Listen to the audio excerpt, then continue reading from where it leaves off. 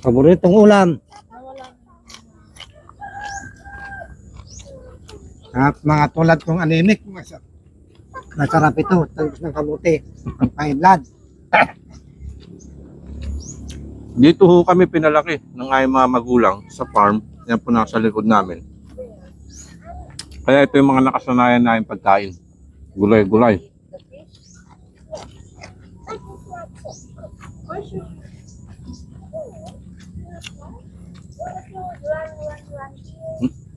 Ah.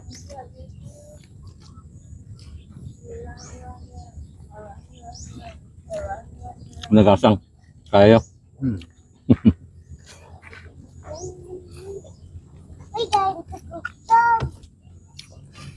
Dog. Ang kamay na Ibe, tatapusin lang namin niluluboy ang mukbang. Uy, there's the duck. Oh, the duck is